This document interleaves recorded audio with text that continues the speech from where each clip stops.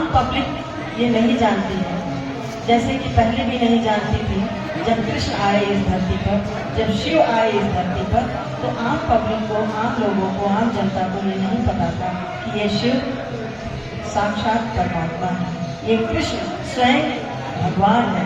कृष्ण को लोग छलिया कहते थे। ठीक ऐसे ही जब हमारे बाबा श्री श्री आनंद मूर्ति जी इस धरती पर आए तो उनको कोई समझ नहीं सका, बहुत कम लोग समझ सके। और बाबा ये बात बोले हैं, देखो जी, परम पुरुष जब इस धरती पर आते हैं तो अपनी टोली के साथ आते हैं, और उनकी टोली में यही लोग होते हैं जो हर तरह से मन, कर्म और वचन से पवित्र होते हैं, और फिर वो अपनी टोली के साथ भी जाते हैं। मैं साक्षात इस बात की प्रमाण हूँ।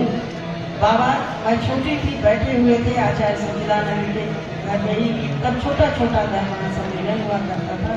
मैं आगे ही बैठी थी बाबा के चरणों के पास, और मैं सच कह रही थी, बाबा के पैरों से, उनके नाखून से ऐसी किरण निकल रही थी, ऐसी तेज किरण निकल रही थी कि मेरे मन में, बालक मन में ये क्यूरियोसिटी हो रही थी, ये चमक कहाँ से आ रही है। मैं बार बार अपनी उंगली से उस चमक को ढक रही थी। बाबा जान रहे हैं कोई बच्चा मेरा पैर छू रहा है, मेरे अंगूठे को दबा रहा है, कुछ नहीं बोल रहा, लेकिन वो चमक आ रही थी। और किसी दादा ने आके हमको पीछे से हटा दिया। शायद बाबा ने उसी समय मुझे आशीर्वाद दे दिया कि तुम हमारी भक्त हो, तुम जीवन भर मेरी भक्त बनी रहोगी। मैं बाबा को शत जितना भी रोम रोम से नमन करती हूँ, मैंने अपने चरणों में मुझे लगाए रखा है। जबकि हमारे परिवार में एक कोई भी व्यक्ति मार्गी नहीं है, लेकिन मैं अक्षरशः रोम रोम से बाबा की भक्त हूँ, और उनके दिखाए मार्ग पर सेवा का काम करती हूँ।